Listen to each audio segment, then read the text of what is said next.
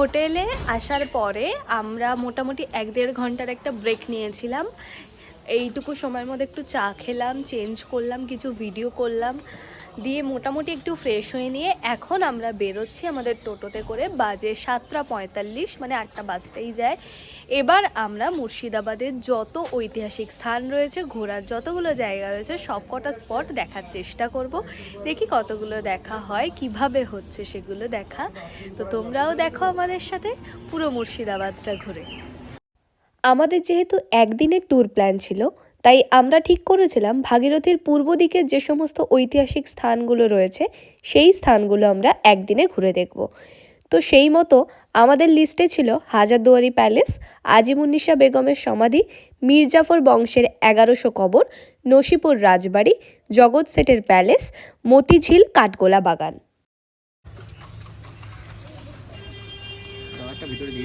এখন খাচ্ছি খেজুরের গুড়ের চা, যেটা কিন্তু মুর্শিদাবাদে বেশ কয়েকটা জায়গায় পাওয়া যায়। আর আশা করছি খেতে খুব ভালো হবে, কারণ একটা খুব সুন্দর গন্ধ বেরোচ্ছে। সেটা খেয়ে দেখি। খুব সুন্দর খেতে, ভীষণ ভালো খেতে। অবশ্যই মুর্শিদাবাদে আসলে এখানে এসে এই চাটা খাবে। যাত্রাপথের শুরুতেই দেখতে পেলাম এই স্কুলটা, নাম মোহাম্মদ বাহাদুর ইনস্টিটিউশন। এখানে কিন্তু নবাবী আমল থেকেই 5টি ভাষা শিক্ষা দেওয়া হতো, যা এখনো পর্যন্ত তার সেই কাজ বজায় রেখেছে। এখন আমরা প্রথম যে স্পটটার সামনে এসে দাঁড়িয়েছি সেটা হলো আজিমুন্নিসা বেগমের সমাধি। আমাদের বাংলার প্রথম নবাব মুর্শিদ কুলি খানের মেয়ে ছিলেন আজিমুন্নিসা বেগম। বাংলার ইতিহাস অনুসারে যেটা বলা হয়ে থাকে যে উনি নাকি চরিত্রহীন মহিলা ছিলেন, সেজন্য ওনাকে জীবন্ত সমাধি দেওয়া হয়। আবার আরেক ইতিহাস বলে যে উনি ছোট ছোট বাচ্চাদের কলিজা খেতেন, সেজন্য ওনাকে জীবন্ত সমাধি দেওয়া হয়েছে। এবার ইতিহাস বলবে কোনটা সত্যি কোনটা মিথ্যে, কিন্তু আমরা আপাতত দেখতে যাই আজিমুন্নিসা বেগমের সমাধি। আজিমুন্নিসা বেগম জিনাত-উন-নিসা বেগম নামেও পরিচিত। তিনি বাংলার দ্বিতীয় নবাব সুজা-উদ্দিন মুহাম্মদ খানের স্ত্রী।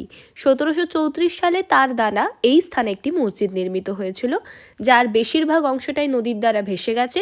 ছোট্ট একটা অংশ বর্তমানে অবশিষ্ট রয়েছে। জায়গাটিতে সুন্দর একটি বাগান রয়েছে। স্থানীয় একটি মিথ প্রচলিত আছে, তিনি একজন ভীষণ নিষ্ঠুর মহিলা ছিলেন, তাই তার স্বামী তাকে জীবন্ত কবর দিয়েছিলেন। যাই হোক, এটি শ্রবণ, নিশ্চিত ইতিহাস নয়। চারিদিকটা বেশ সুন্দর করে সাজানো গোছানো রয়েছে গাছগুলো দিয়ে, ফুলগুলো দিয়ে।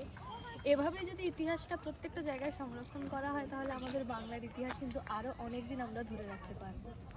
এখন যে জায়গাটায় দাঁড়িয়ে রয়েছে আজিমুন্নিসা বেগমের সমাধিতে, সেই জায়গাটায় এই যে সিঁড়ির ওপরটায় আমি দাঁড়িয়ে রয়েছি, এর নিচটাতেই কিন্তু ওনাকে সমাধি দেওয়া হয়েছিল।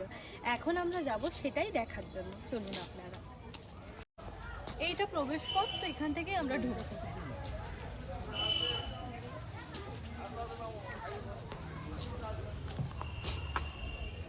এই যে গ্রিলটার ভেতরে দেখা যাচ্ছে সমাধি রয়েছে, এই সমাধিটাই কিন্তু ওনার সমাধি। কথিত আছে যে নবাব মুর্শিদ কুলি খান আদেশ দিয়েছিলেন তার মৃতদেহ এই সিঁড়ির নিচেই রাখা হবে, যাতে তার ওপর দিয়ে যারা যাবেন তার দ্বারা উনি পদদলিত হন। নবাব মির্জাফরের পারিবারিক ঐতিহাসিক 1100 কবরস্থান।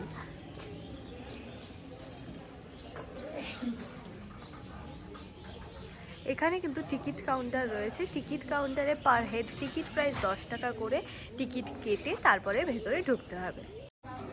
তো টিকিট আমরা পেয়ে গিয়েছি, এবার আমরা যাব ভেতরে মির্জাফরের 1100 কবর দেখার জন্য।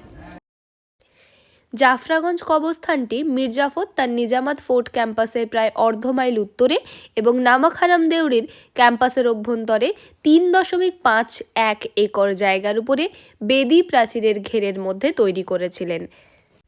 বর্তমানে এই কবরস্থানটি ভারতের প্রত্নতাত্ত্বিক জরিপ দ্বারা নিয়ন্ত্রিত এবং রক্ষণাবেক্ষণ করা হয়।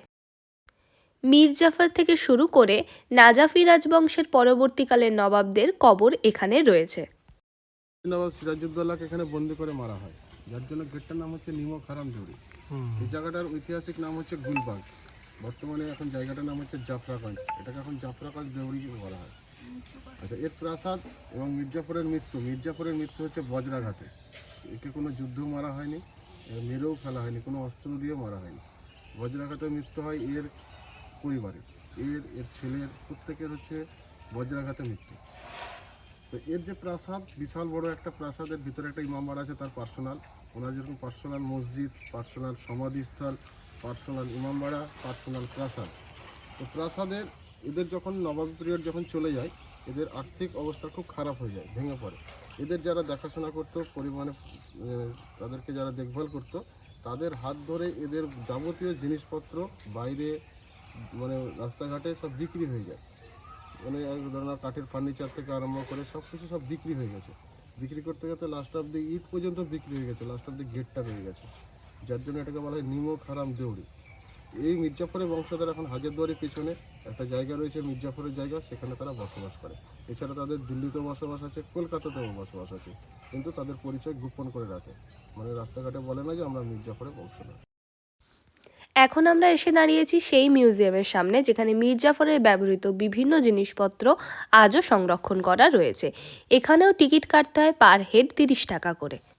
তবে এই মিউজিয়ামে ঢুকলে দেখা যাবে কিভাবে হিন্দু, মুসলিম, জৈন ধর্ম একত্রে মিশে গিয়েছিল হিন্দু নবাবী মুসলিম আমলে। জৈন যারা হেঁটে আসছেন তাদের পায়ের ধুলো মির্জাফরের পাপটা ক্ষয়ে যাচ্ছে। মির্জাফরের ভালো নাম হচ্ছে মীর মোহাম্মদ জাফর আলী খান। মির্জাফরের নাম অনুযায়ী গ্রামটার নাম জাফরাগঞ্জ। এটা নসিবপুর আখড়াবাড়ি বলে। ঝুলুন রথ রাসে আসবে, কোনো খাওয়া দাওয়া দিব, থাকার ব্যবস্থা করো, কোনো পয়সা নিব না। আপনার পুরীতে না গিয়ে একবার এখানে আসুন, আপনার আনন্দ পাবেন।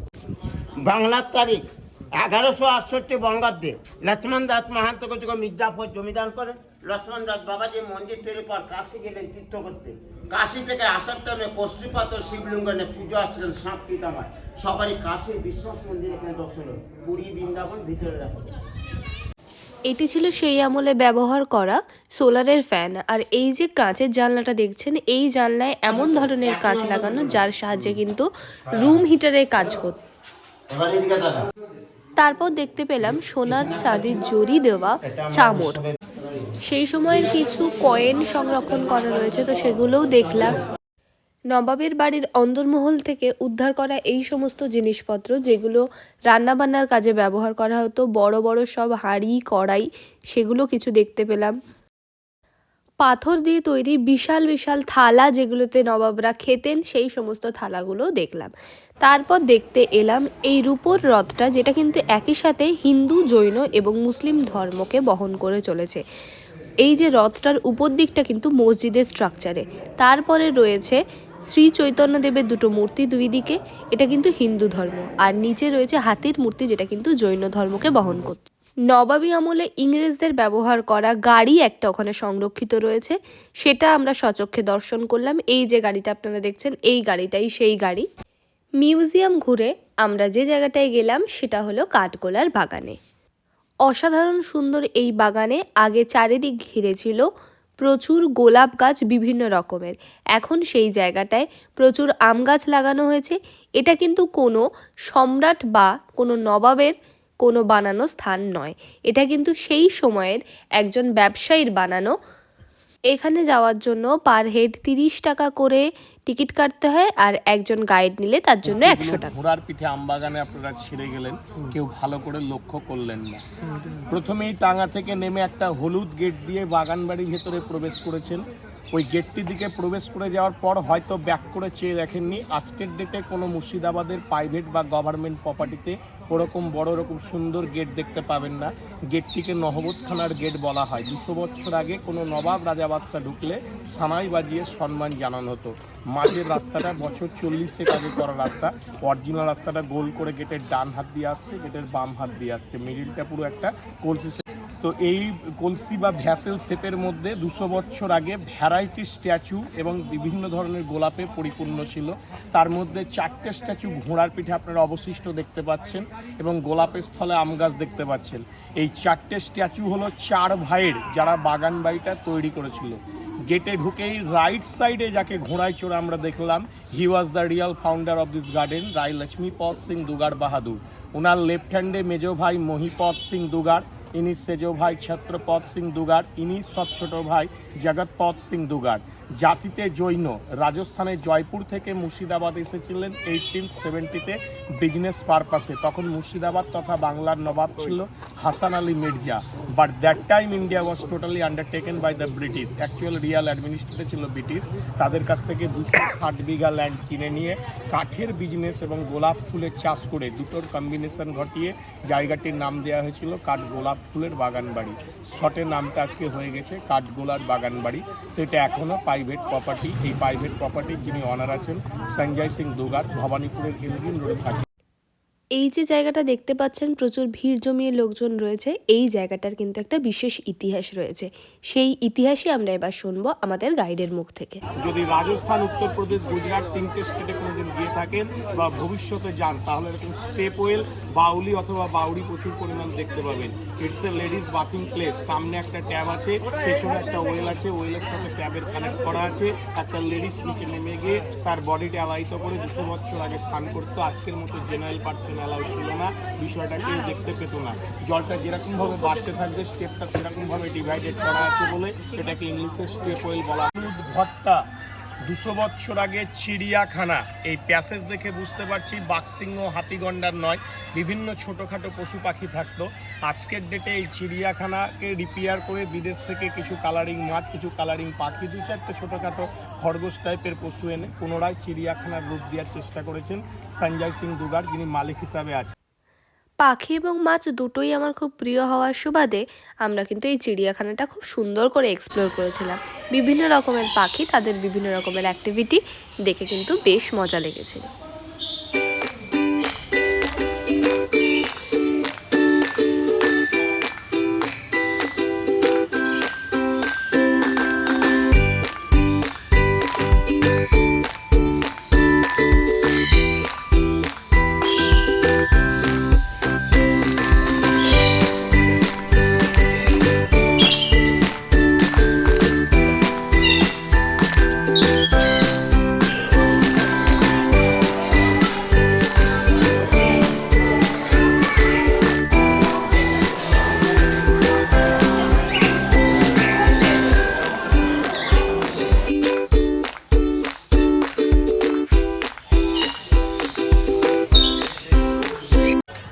এটা একটা গার্ডেন, অনুরূপ গার্ডেনটা প্যালেসের ওই পাশে আমরা দেখতে পাবো। গার্ডেনের কাজ কোনো মোজাইক নয়, চুন সুরকির উপরে জমিয়ে চীনামাটির ছোট ছোট কাপপ্লেটকে ভেঙে জমানো আছে।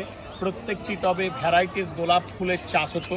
একটি টবে জল ঢাললে নাকি পাইপের সাহায্যে প্রত্যেকটি টবে জল ছড়িয়ে যেতে, একটির সঙ্গে অপরটির নাকি পাইপের সাহায্যে আন্ডার কানেক্টেড ছিল, ধুলোবালি পড়ে নষ্ট হয়ে গেছে। এটা one type of T table. প্যালেসের 4 কর্নারে 4টে আছে, একটা ভেঙে গেছে, 3টে অবশিষ্ট অবস্থা আছে। এখানে বসে চা পান করা, দাবা পাতা জাতীয় জিনিস থেকে খেলা, বিভিন্ন পারপাসে ইউজ করা হতো। বাগানবাড়ির সবচেয়ে বিউটিফুল প্লেসে আমরা দাঁড়িয়ে আছি বলে আমার ব্যক্তিগতভাবে মনে হয়, যে প্লেসটিকে আমরা প্যালেস পুকুর বলে থাকি। এই প্যালেস পুকুরের নিচে পুকুর অর্থাৎ প্রকৃতির আয়না, এবং এই বিল্ডিংটার পুরো রিফ্লেকশন বা শ্যাডোটা আমরা দেখতে পাই জলের উপরে, এবং সেটা দেখতে কতটা সুন্দর লাগে। শেষে আপনারা ওই পার দিয়ে ফিরলে পুরো ভিউটাই পুকুরের জলে দেখতে পাবেন। ওই 4 কর্নারে পরিচয় করানো 4 ভাই এই পুকুরে নাকি 200 বছর আগে 100 কেজি ওজনের মাছ নিয়ে খেলা করতো। তারা জাতিতে জৈন ছিল, কোনো জীব হত্যা করতো না, মাছগুলো নিয়ে জাস্ট খেলতো। মারা যাওয়ার পর মাছগুলোকে মাটিতে পুঁতে সেই মাছের তারা সমাধি তৈরি করে দিত। ওই সামনের যে বেদি টাইপের ছেলেগুলো দাঁড়িয়ে আছে, জায়গাটা দেখছেন, ওটা তাদের একটা স্টেজ পারপাসে ইউজ করা হতো। স্পেশালি ও ফ্যামিলি অকেশন হলে ওই জায়গাটা স্টেজ পারপাসে ইউজ করতো। 4 কর্নারে 4টে গুমঠি দেখতে পাওয়া যাচ্ছে, ওগুলো অ্যাকচুয়ালি ঘাট। 4 কর্নারে 4টে, আর মাঝখানে 6টা ঘাট রয়েছে। আর এই সামনে একটা ফাউন্টেন বা ফোয়ারা দেখুন এই পারে মাঝখানে। 7-8 আগেও ওখানে একটা বড় দোতলা ভগ্নাবশেষ বাড়ি ছিল। ওই বাড়িটাকে বলা হতো জেনানা মহল। That was specially related to woman, মহিলাদের থাকবার জায়গা। আজকের ডেটে বিল্ডিংটিকে ফেলে দেওয়া হয়েছে কারণ এটা পড়ে যাচ্ছিল। এটা আরবি ল্যাঙ্গুয়েজে হামাম ঘর, স্নানাগার, মহিলাদের স্নান করবার জন্য ইনসাইডে বাথরুম টাইপের করা আছে। রাইট সাইডে লম্বা হলুদ ঘরটা 200 বছর আগের রসইখানা অর্থাৎ রান্নাঘর। এটাকে রেস্টুরেন্ট হিসাবে লিজ পারপাসে দেওয়া হয়েছিল। প্যান্ডেমিক সিচুয়েশনে বন্ধ হয়ে যাওয়ার পর আর খোলেনি। মালিক এখন ছোট ছোট রুমে ভাগ করে অফিস রুম, থাকবার রুম, পায়খানা, বাথরুম, স্টাফ রুম এইভাবে তৈরি করেছে। উনি এলে এখানে স্টে করে। এটা হলো চার ভাইয়ের গুরুদেবের আশ্রম। জৈনরা ওনাদের ভাষায় এটাকে দাদাবাড়ি বা দাদা স্থান বলে থাকে। ওই চার ভাইয়ের গুরুদেব জিনহান সূর্যি ওনার পদচিহ্নের ছাপ। এটা প্যালেসের ভেতরের বিখ্যাত জৈন মন্দির। এই প্রথম কোনো জৈন মন্দির দেখার সুযোগ মিলল। ফেরার পথে দেখতে পেলাম পুকুরের জলে কিভাবে প্রাসাদের পুরো ছায়াটা এসে পড়ে। আর সবচেয়ে যেটা এখানে আকর্ষণীয় বিষয় সেটা হলো এই পুকুরের জলে যে সমস্ত মাছরা রয়েছে তাদেরকে কিন্তু খাবার খাওয়ানো যায়। পুকুরের সামনেই বিস্কুট, চিড়ে এই সমস্ত বিক্রি হয়, তো সেখান থেকে কিনে নিয়েই আমরাও গিয়েছিলাম এই পুকুরের এই মাছগুলোকে খাওয়াতে।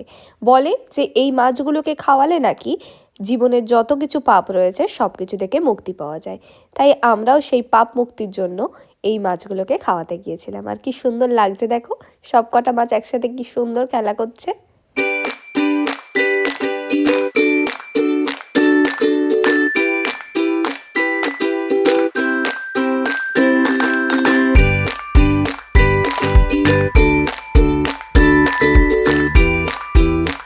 কাঠগোলার বাগান থেকে বেরিয়ে এসে চলে এসেছিলাম জগৎ শেঠের প্যালেস দেখার জন্য। প্রবেশ মূল্য 30 টাকা করে, আর 6 বছরের ঊর্ধ্বে বাচ্চাদের টিকিট লাগবে। ওখান থেকে টিকিট কালেক্ট করে আমরা ঢুকে গিয়েছিলাম জগৎ শেঠের প্যালেসে। প্যালেসের চারদিকটায় অসাধারণ সুন্দর কারুকার্য করা, তীর চিহ্ন দিয়ে দেয়ালের গায়ে গায়ে কিন্তু কোন দিক থেকে দেখা শুরু করতে হবে সেগুলো সব কিছুই লেখা রয়েছে। তবে যেহেতু ভেতরে মিউজিয়ামে কোনো রকম ফোন অ্যালাউ নেই, তাই তোমাদেরকে ভেতরের মিউজিয়ামের কোনো ভিডিও কিন্তু শেয়ার করতে পারলাম না। এই প্যালেস চত্বরের পেছনের দিকেই রয়েছে খেজুরের গুড়ের অসাধারণ সুন্দর একটা চায়ের দোকান। এইরকমই একটা ইউটিউবে আমরা ভিডিও দেখে চলে গিয়েছিলাম ওই চায়ের দোকানে চা খাওয়ার জন্য। তবে আমার ওপিনিয়ন, আমরা সকালবেলা যে চাটা খেয়েছিলাম দক্ষিণ দরজার কাছে, সেই চাটা অনেক বেশি ভালো এখানকার তুলনায়। ঘুরে দেখলাম জগৎ শেঠের বাড়ি, কিন্তু ভেতরে যেহেতু মিউজিয়াম সেখানে কোনো রকম ক্যামেরা অ্যালাউ করছে না। তো ভেতরে কি কি আছে সেগুলো দেখতে হলে আপনাদেরকেও আসতে হবে মুর্শিদাবাদ। সেটা আমি আপনাদের সাথে শেয়ার করতে পারছি না, কিন্তু অল ওভার চারিদিকে এই যে বড় একটা প্রাসাদ, এই যে সুন্দর ফোয়ারা, বাইরেটাও কিন্তু খুব সুন্দর দেখতে। নসিপুর রাজবাড়ির সামনে টিকিট কেটে নিয়েছি। টিকিট নিয়েছে পার হেড 20 টাকা করে। এইটা আমাদের গেট, এই গেটটা দিয়ে আমরা এবার ভেতরে যাব। টাঙানো রয়েছে, এটা ভাবছেন নতুন চেন তা বহু পুরোনো দিনের চেন। তিনটে চেন ছিল, চেনের সাইডে দড়ি বাঁধা এবং হ্যাঙ্গার সিস্টেম ছিল। আর এই কোণা থেকে কোণা পর্যন্ত যে পাইনি যে স্ল্যাব বসানো রয়েছে, স্ল্যাব ছিল না, নিজস্ব কি জানেন পুরো মানে কাঠ থাকতো। মানে দড়িটা যখন গলায় পুড়িয়ে দিত, কাঠটা টানলেই ফাঁসি কাটে ঝুলে যেত। আর ফাঁসি দেওয়ার পর এই পুরোতে ডেড বডি বা লাশটা পড়লে তল দিয়ে একটা সুরঙ্গ পথ, যেটা ভাগবতী নদীর সঙ্গে কানেকশন ছিল। আপনাদের মতো বেড়াতে এসে 17 বছর আগে একটা বাচ্চা ছেলে দেখতে এসে পুরোতে পড়ে গিয়ে মারা গেছে। আবার ধরুন দ্বিতীয়বার যাতে কোনো অ্যাক্সিডেন্ট ঘটতে না পারে, এটা গিয়ে শিফট করে দেওয়া পোতা রয়েছে। লাইট পোস্ট 4টে থাম, 4 কোণায় পোতা রয়েছে। এখানে এখনকার মতো আগেকার দিনে কোনো ইলেকট্রিক সিস্টেম ছিল না, গ্যাস লাইটে লাইট জ্বলতো, শ্বেত পাথর বাঁধানো ছিল, কাচের ঘর ছিল। লখনৌ থেকে এক বাইজি আসতো, হীরাবাই, 1 ঘন্টা নাচার জন্য যে বাইজি, 5000 স্বর্ণ মুদ্রা, হাইট 6 ফুট 2 ইঞ্চি লম্বা, হীরাবাই বাইজি ডান্স করে। বড় টিনের গেট, এখনো রিপেয়ারিং এ দেখুন কাজ চলছে। নিচে যে ঘরটা দেখতে পাচ্ছেন ওটা ছিল কায়েতখানা, দেখে নেন জেলখানা। যে প্রজারা খাজনা না দিতে পারতো, ট্যাক্স না দিতে পারতো, দেবী সিং এর বিরুদ্ধে যারা দিত, নিচে যে ঘরটা দেখতে পাচ্ছেন ওটা ছিল বন্দিশালা, জেলখানায় বন্দি রাখা হতো। এখানে বিচার হতো, বিচারের ফাঁসি হলে নকশা বা মডেলটিকে শোলা দিয়ে তৈরি করা আছে।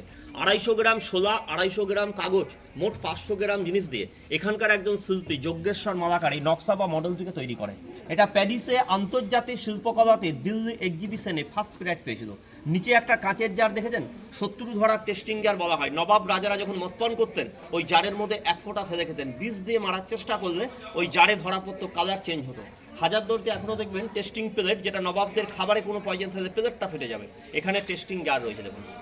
ছিরাটু রাজা দেবী সিং নির্মিত নসিপুর রাজবাড়ি। তবে বর্তমানে এই প্রাসাদটি 1865 সালে রাজা কীর্তিচন্দ্র সিংহ বাহাদুর দ্বারা নির্মিত। এরপর আমরা গিয়েছিলাম ওয়াসিফ মঞ্জিল দেখার জন্য। ওয়াসিফ মঞ্জিল মুর্শিদাবাদের দ্বিতীয় নবাব ওয়াসিফ আলী মির্জা খান নির্মাণ করেছিলেন।